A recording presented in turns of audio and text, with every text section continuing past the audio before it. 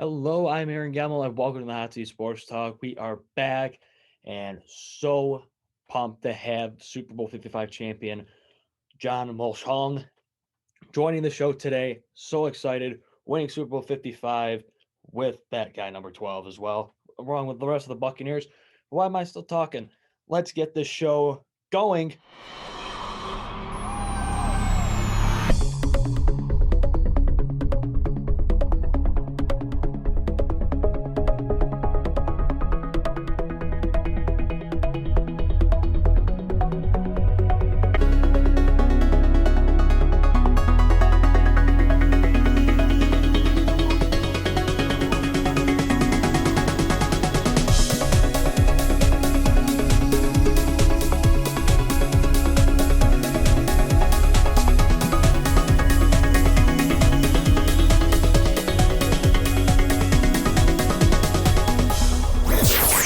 Before we get into these questions here, can you tell me what the Mark 1014 program is, a part of Faith Middle School and High School that you attended, and what that does for the kids in that community? Yeah, so it's a program that is specifically built to help kids with intellectual and developmental disabilities. It's like basically just getting them in the classroom and just providing them a Christian atmosphere and allowing them to get the growth that they deserve. And it's crazy the improvements and how great these kids are. The men and women that are made out of that program through special needs, Mark 1014, has been amazing. It's been a blessing in my life. And it all started with the class of 2015. Well, I guess class of 2014, and I was able to grow up with these kids, and it was an impactful experience. I didn't think I realized it at the time, but mostly when I was done with high school and moved on, just seeing how much growth there was within that program and how much they inspired me to be the best I could. And I had teammates, I had classmates, and it was just such a pleasure working with them. And just to see the program grow and evolve, I want to be a part of that. And I also am a big fan of their bridge program. It allows them to go to UNLV and to continue their college education like they so deserve. And it's just awesome watching people grow. Well, that's fantastic at what you do and what that organization does, especially provide for those kids that need it the most, especially and for their educational opportunities in the future. That's fantastic. So in a video, John, I saw pictures of you with an interview done with your parents back when you were at Boise State, of you when you were younger in a karate suit. Now, how far did you get in karate? What belt are you? Second degree black belt. I'm still going to hold on to it. Okay. It's on the old resume. That was a fifth grade belt. So I pushed it as hard as I could when I was young. I got to second degree. I still have one more term left to get the old third degree, but I told my mom I'd do it, and I guess I need to at some point. Yeah, maybe in the off season, you never know. Yeah. So for football, John, what schools reached out to you out in Nevada? What schools reached out to you, and what made you choose wanting to play college football on the famous blue turf at Boise State?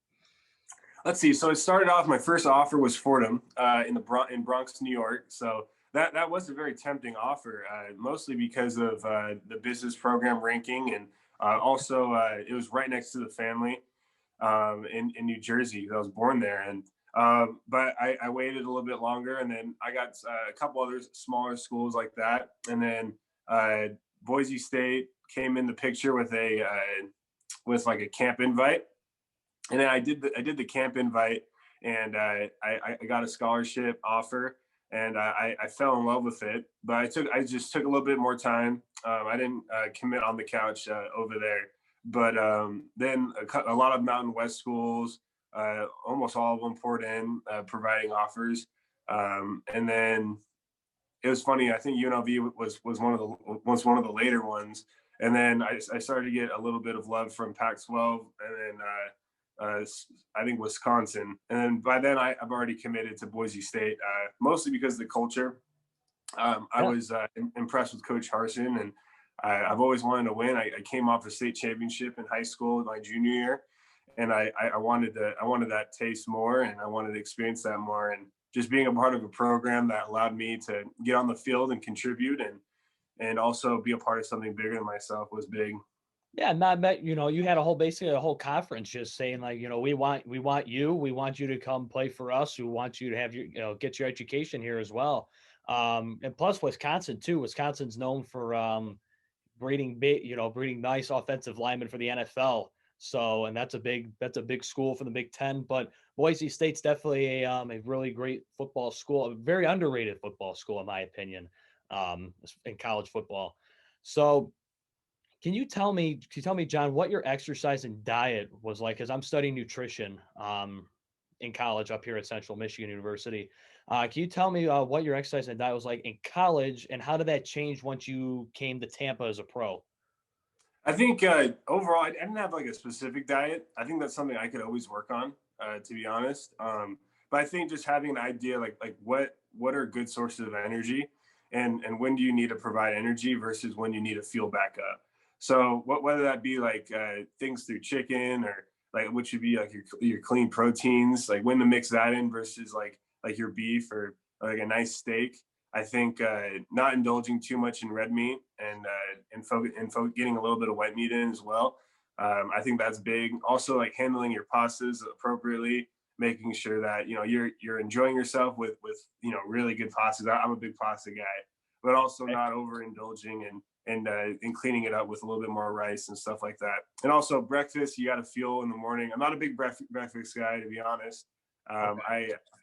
But I try to work it in with oatmeal, things of that nature, like quick, but it gets in your system fast. Yes, those low carb, those slow release carbs, those are absolutely perfect. Now, real quick, John, your favorite type of pasta: spaghetti, ravioli, massacholi.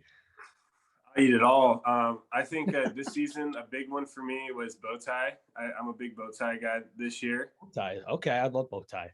Yeah, but I love Alfredo. Alfredo everything. I'll put it on a pizza. I love it in pasta. So Yes. I'll even mix red and Alfredo. As long as Alfredo's there, I'm a big fan of it. Oh yeah, Alfredo, chicken Alfredo. Yeah, yeah. Which is why I said you got to know when to indulge and when not to indulge, because I know that is not It's the tempting. healthiest pasta choice. It's tempting, right? I know. So, so John, this is so if you wouldn't mind helping me, this is for a part of an assignment that I have studying nutrition up here. This is from a tweet that somebody posted out that my professor put on here. It says, a post-training glass of milk is a simple way to really kick off the recovery process. Personally, I'm a fan of whole milk and combination of nutrients by a target variety of mechanisms to help with hydration, glycogen, and muscle repair. So would you, John, retweet that tweet? Do you agree with that statement? Yeah, I do, and it's funny that you brought that up because Boise State primarily is a milk protein based program, and Really? Okay. that's really what we used. And for the most part, it was chocolate milk. We used chocolate milk after like a serious intense workout where we burned a lot of calories and a lot of energy. So just getting that sugar in and getting that protein in as soon as you can, it basically replaces a protein shake. We still had protein shakes, and they were made with I believe it was 2% milk. But I am a fan of whole milk as well. I have no problem with that, especially when you burn the calories needed for it. Absolutely, I agree with that. I agree with you 100%. So thank you, Jeff, for answering that. That's really gonna help me out. I really No worries. appreciate it.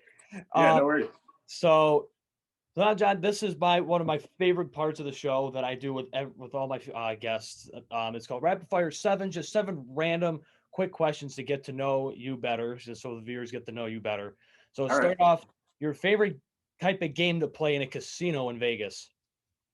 Ooh, it was blackjack, but it's roulette. Roulette. Okay. All right. Your favorite. Okay, this is kind of a two-parter. Okay. So your favorite sweet food and your favorite savory food. Sweet would be pistachio ice cream, Okay. and savory would be like baby back ribs. 100%. I agree. I love baby back ribs. So besides football players, the favorite famous person you've ever met?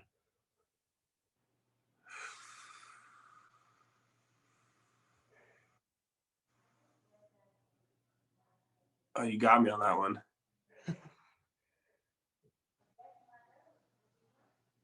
Oh, the UFC fighter, Sage Northcutt. Okay. Wow. Okay. When did you meet him? I met him at an expo in Boise. Weird timing. It was a Huh. it was a bodybuilding expo. It was kind of cool. I was like, wait a second, I know you. Yeah, Like, I got a that's signed photo with of him, and it's that's cool. awesome. That's awesome. Yeah, So that's a unique one for you. yeah, your favorite place you traveled during your college and pro career to this point, like your favorite city you've traveled to? I would say New Orleans was a beautiful place. New Orleans. Yep. Absolutely. Absolutely. I love the city. In fact, I'm heading back there in May, so for vacation. Nice. So I can't wait. So your favorite thing about Boise State University slash Idaho? The people, just it's a quaint place. You can have a conversation in a gas station. Um, it's just a great place to raise a family overall. Really, yeah, because up here in Michigan, we don't really know what you know Idaho's like out west. We don't really hear that much about it. Slow pace. I love it. It's very slow pace. You'll find that out if you ever go up there. I hope I can make my way out there. I would love to see that blue field. I've always Yeah, wanted to see that field. gorgeous. So your favorite movie of all time? Favorite movie of all time. I got two because they're two totally different ones. It'd be Step Brothers. Okay. That'd be the comical one, and then Interstellar because that blew my mind. Yeah. Okay. Yeah. Step Brothers is a good movie. Step Brothers is Yeah, a really funny movie. So Interstellar was that like felt like 4 hours. It was that travel back, that time travel movie. I don't know if you okay, watched it. I haven't seen it yet, but I'll definitely check that one out for Oh, sure. you got to. So this is kind of a long one, but it's the last one, so why not?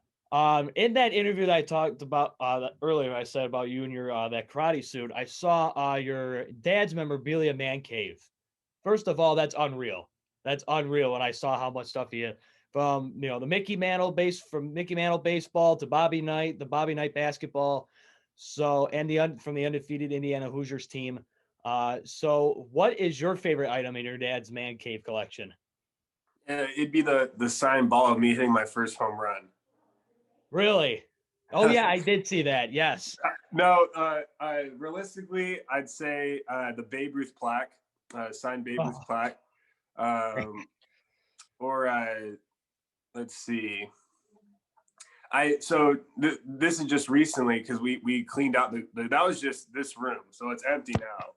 So, but because we did a remodel, so we cleaned all the rest out of storage. And one of the coolest things I've ever seen was my dad had he would tape his baseball cards, his Topps baseball cards, to a piece of paper, and he left it there. I think it was 1960 and onwards. So Mickey Mantle and the entire Yankee team of that time, it was like his Topps baseball cards. So that's the oh, next project, is getting them off the paper and getting them graded and stuff like that. So that's like the next one, oh, next job. oh man, that is just He's got everything. It's ridiculous. It's truly a beauty to look at. It's unreal. yeah. That man cave, from what I saw, looks awesome. We'll have a link for that interview uh, in the description below, so you guys can go check that out in a separate video. So that's the end of. Oh, and also real quick to end the rapid fire seven. Are you to add on to your dad's man cave? Are you planning on getting him any of the goat items? Any goat items for him? Yeah, already. That's already done. So Really? yep. And BA did an amazing job with towards the end we got to sign each other's football. So I do have some items of that nature. So it was a blessing in that respect. Awesome. That is awesome. So that's the end of Rapid Fire 7. So now we're going to go into your pro career now, John. So what were the steps that brought you to Tampa after college, after Boise State? So it started the wonky year because that March was when COVID really became noticed as a problem.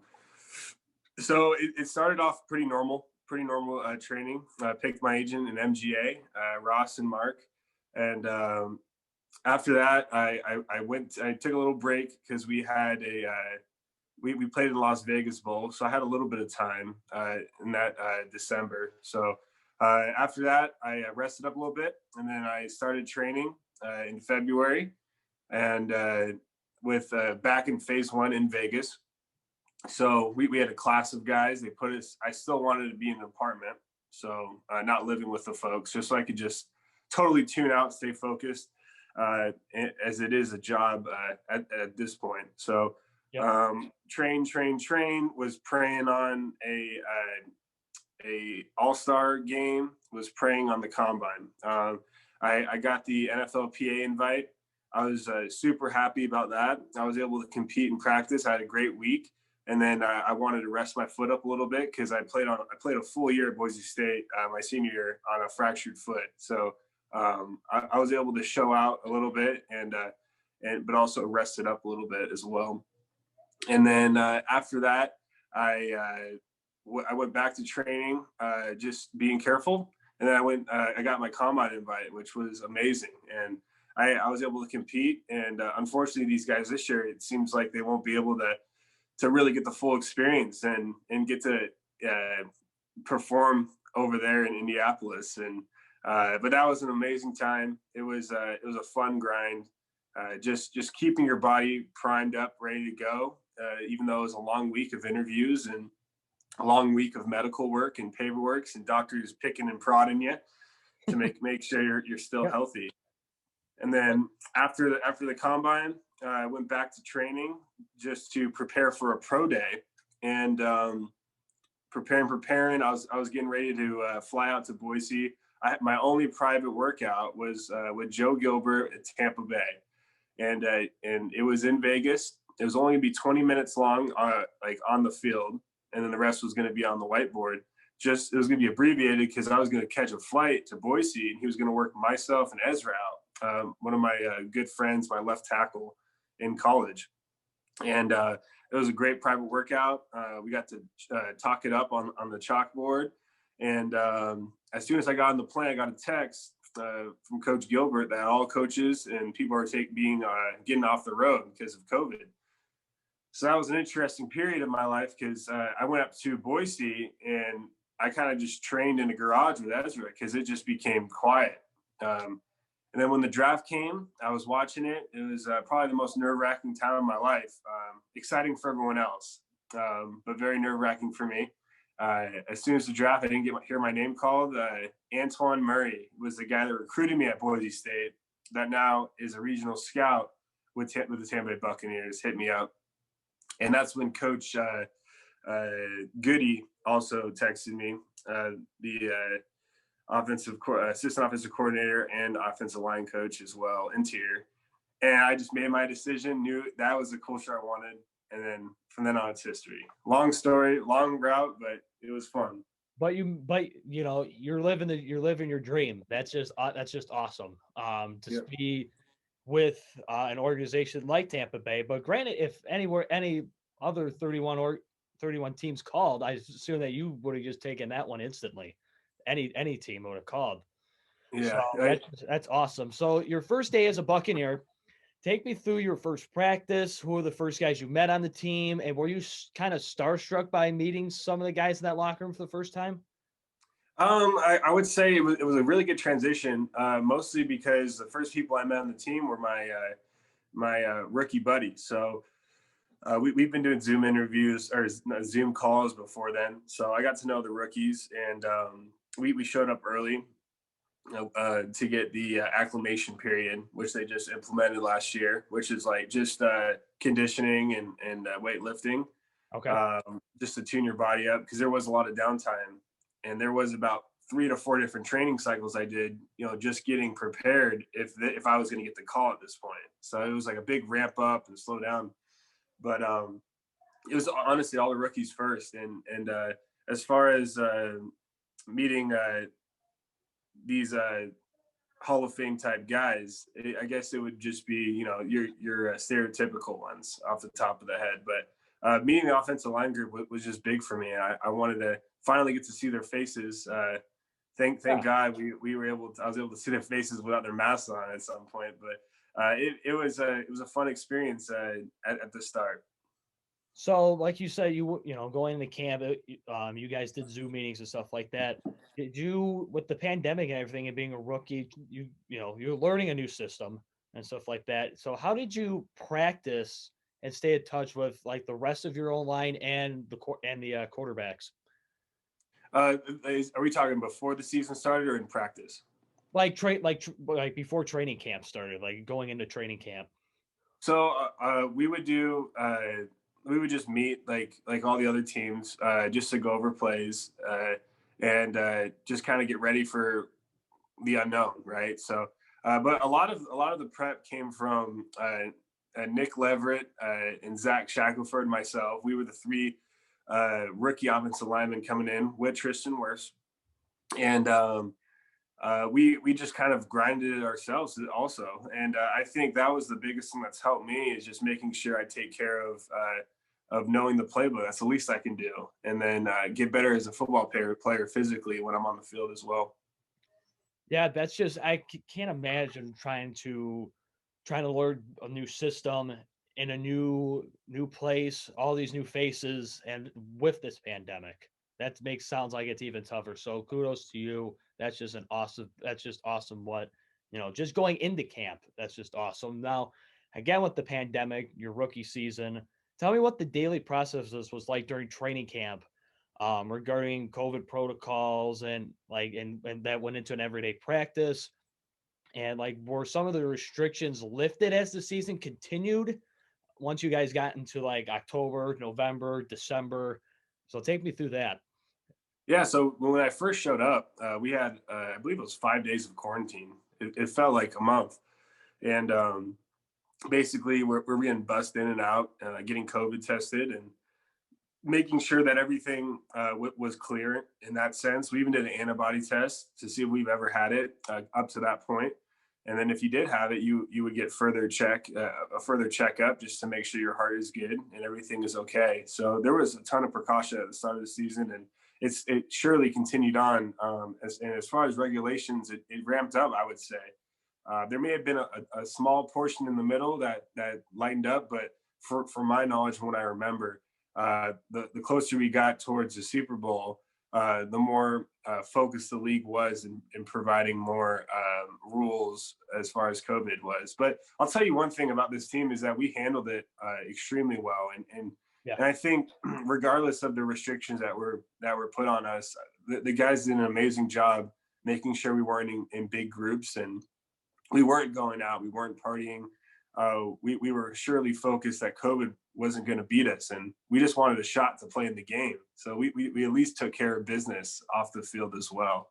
So yeah, and you guys as players, the coaching staff, the front office, and the organization handled it very, very well, and that's how you guys ended up getting to the position that you guys ended up getting into.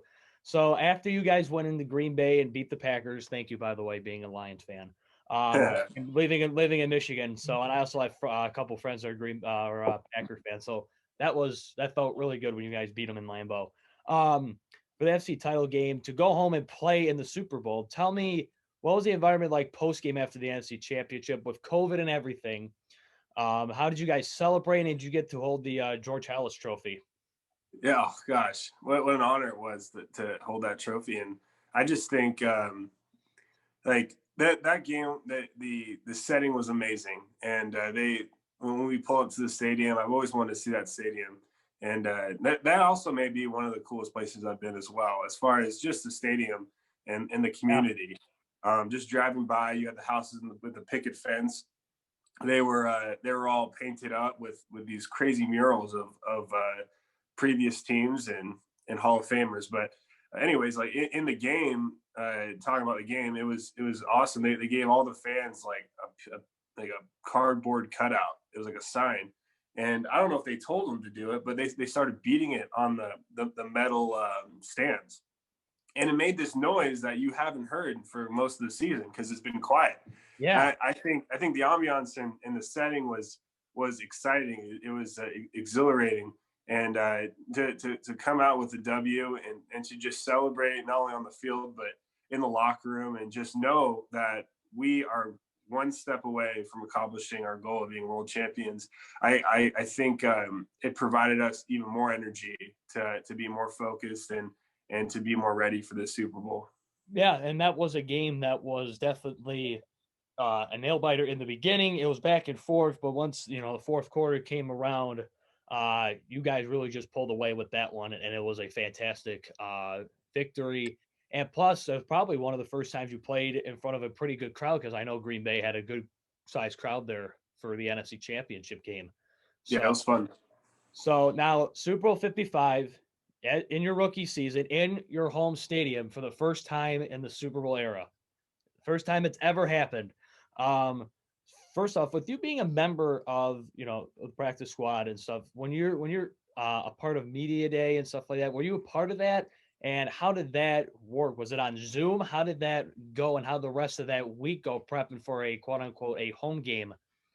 Yeah, so it was all through Zoom, all that good stuff. And the biggest idea was to get that taken care of before our practice week. So trying to knock those meetings out as soon as we can, so we could really just focus on playing a football game and just focus on our plan to win the game. I think that was the biggest thing. Was it was a fun distraction. It was something new for a lot of these guys that really deserve it. These vets that have been here, and they truly deserve the spotlight, and they enjoyed it. But once when it came to practicing and getting into meetings, the guys are really locked in. I think that was handled very well, and that was the biggest point as far as media. Yeah, I mean, just to play, just to prep in your in your backyard. Basically in your backyard, you don't have to travel to a neutral site like every other team in the past has done um for 54 Super Bowls. So I think that is just awesome the way you guys had that in your your own practice facility in your backyard, and then you went right into Super Bowl 55 in your home stadium with a pretty nice crowd, 22,000 people as well. Uh, Yeah. so take me through that environment. You walk, Super Bowl game day. You walk in for a couple hours pregame. Take me through like your like warm ups and just the whole pregame. Take me through the pregame environment. Well, I would just say that I we had the privilege, since it was a home game, to watch the stadium evolve from the Tampa Bay Buccaneers stadium, Raymond James, to Super Bowl, and it was a cool evolution. And I think that is another thing that fueled us. Is we're literally like seeing this thing evolve into where we want to play, and we practice right in view of the stadium. And I think like that was special in and of itself. But I would just say pregame, I generally it was just a ton of cardboard cutouts. Haven't seen that yet, believe it or not. And fans started coming in, and the excitement was in the air. And I think the funniest thing was, since it couldn't be a home stadium, so the NFL, obviously muzzled the cannon, started like draping off some of the Buccaneer logoing, and you Yeah. could tell it was home. So I think that was the biggest thing, was it felt more enclosed. It felt more like a true environment to play a game. Yeah, and to see, I didn't know that they covered up the cannon and everything else. They covered up for you guys for Tampa Bay. I didn't know that. They didn't, they don't release that type of stuff. And for you Mhm. guys also to wear white, being a home team, that kind of threw me for a loop as well. I'm like, wow, okay, they're wearing white. That's pretty interesting. But I was hoping maybe for the gray, or the all gray pewter, or the maybe next season, hopefully the organization will bring back the classic creamsicle look. Oh my gosh, I need to get my hands on one of those. They're beautiful. The creamsicle. Oh my gosh. If you guys wear those next year, I tell you what, every NFL fan, regardless of who they root for, will buy a creamsicle jersey because they haven't been worn Crazy. in years. Yeah, it's crazy. That would be awesome. That would be awesome. So now the GOAT, Gronk, CMU's own AB, and the rest of your team dominate KC. You guys won it 31-9. Congratulations. And take me through the on the field and locker room celebration. And did you get to hold the almighty Vince Lombardi trophy? I got to hold the Vince Lombardi trophy on the boat parade. I We'll was get so to that in a moment. excited. Yeah, I was so excited. I everyone was just seeing family. Like, just you already know what you can imagine there. But just the confetti, it was a dream. It was a childhood dream, and it was happening in real time. And I think what made it even feel better was the work you put in for it, and then also just like I said, just watching these vets just soak it in, and because they deserve it so much, and coaches that work so hard to get there. It felt special to be a part of it, and just seeing Tom talk and talk to the team, and BA and Jason Light, and just the entire team just be together again for one final time after a win was huge. The locker room was so much fun, and then they took us to celebrate at the aquarium.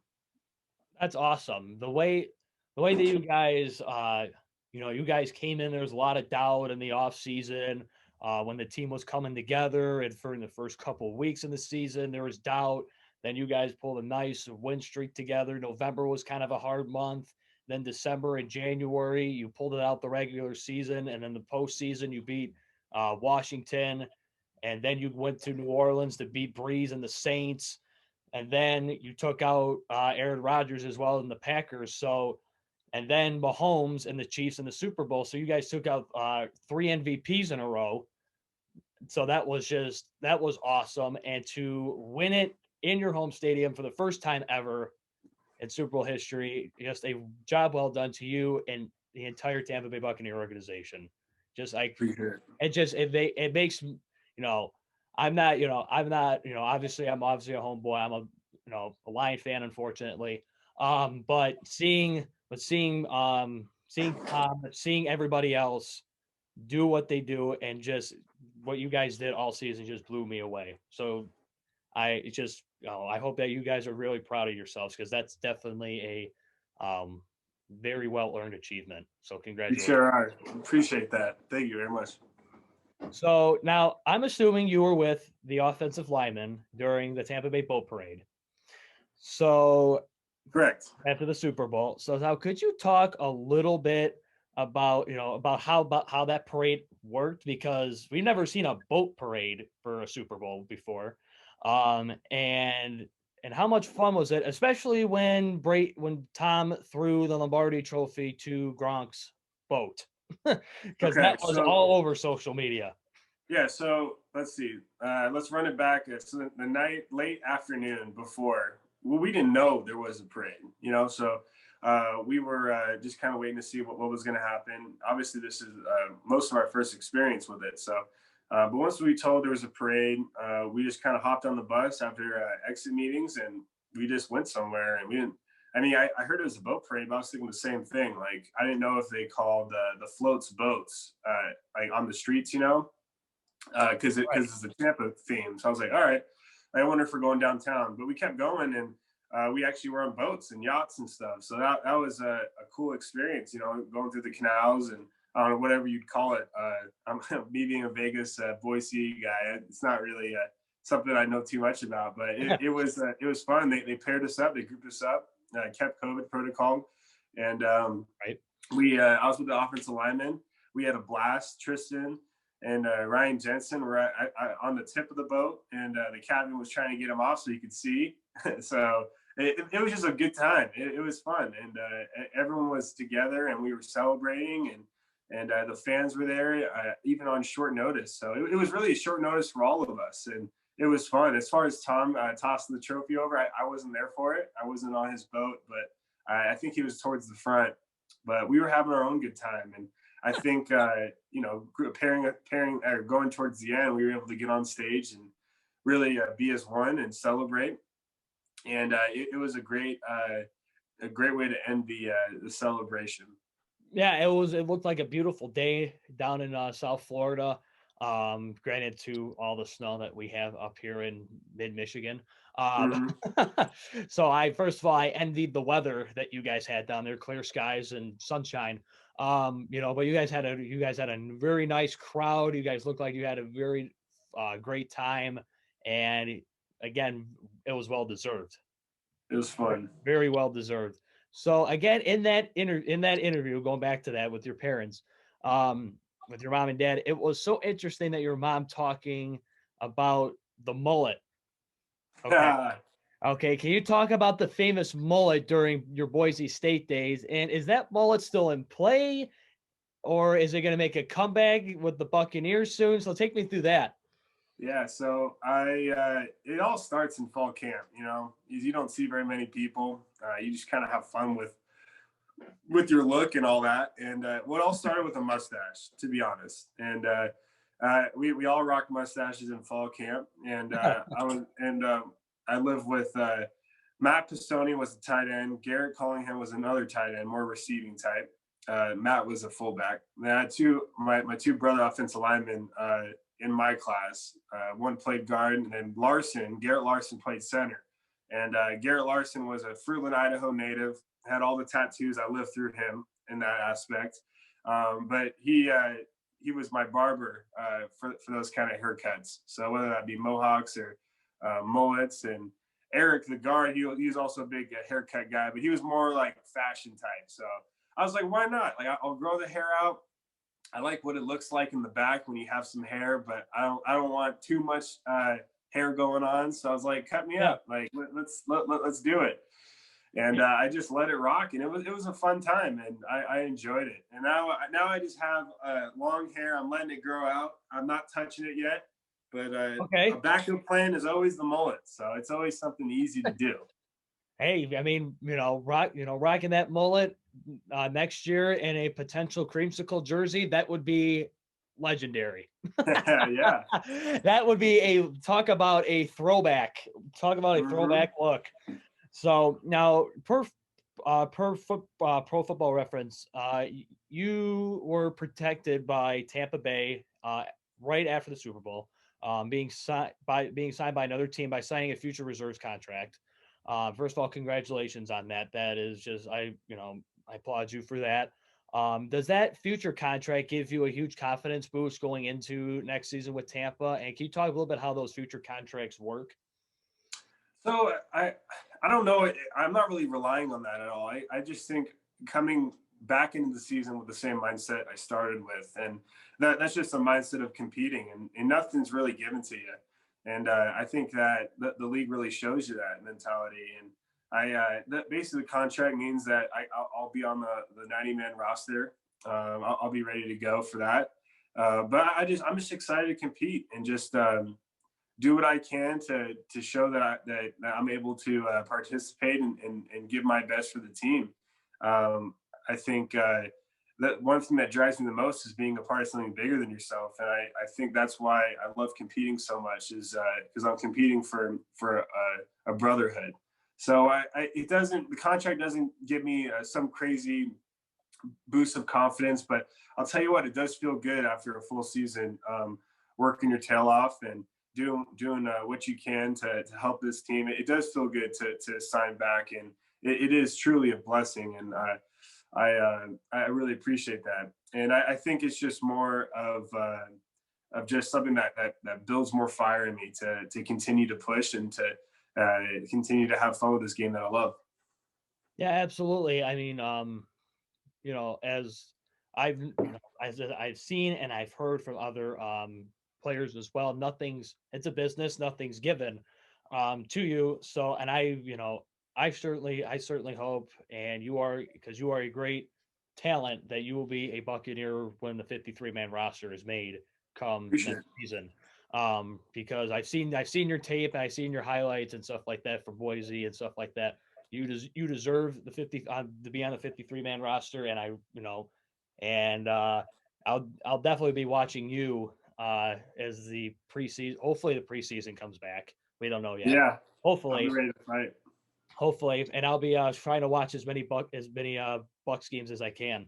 That's So awesome. I'll be ready for fight for it. I'm excited. yeah, and it's definitely going to be an interesting season coming up. A lot of potential people, other people in the league could be on the move and stuff like that. So, and potentially a lot of, hopefully you get everyone comes back and resigns with you guys. They have the same core group that you guys had this year. They try and go make another run and get a repeat. Yep, that's our goal. Get a repeat. I mean, that's just hasn't been done for a while. So Yep. but no, John, that is all that I have for you. Thank you so much. It really means a lot to me that you took the time to come on today to talk about your Boise State and Tampa Bay Buccaneer career to this point. And I'm so excited to see you grow as a player and hope and see you as a Buccaneer next season. Yeah, I really appreciate it. It was fun. Thank you, John. I hope you had a good time as well. Please stay in touch. All right. Sounds good. All right, boss. Take care. Thank you. That's all I gotta say for that. I mean, to play with him, right? Won seven Super Bowl, and not to mention all the other talent: AB, Chris Godwin, Leonard Fournette, Gronk, everybody on the defensive end, on the defensive side of the ball as well. But to go from a very humble spot from Boise State, from Boise State, Idaho to Tampa Bay, winning going to Green Bay, winning an NFC championship, then going home to play in a Super Bowl in your home stadium for the first time in Super Bowl history is quite an unreal achievement. Hope you enjoyed this installment. It is my honor to bring it to you today. And with that concludes this installment of the Hot Seat Sports Talk. So be sure to like, subscribe, and share this show with your friends, family, anybody, please, because this is a great show, especially for a recent Super Bowl winner with the Tampa Bay Buccaneers. So, and with that, I'm your host, Aaron Gemmel, and we'll be back as soon as we can when we have our next guest. So, and as always, keep it fresh.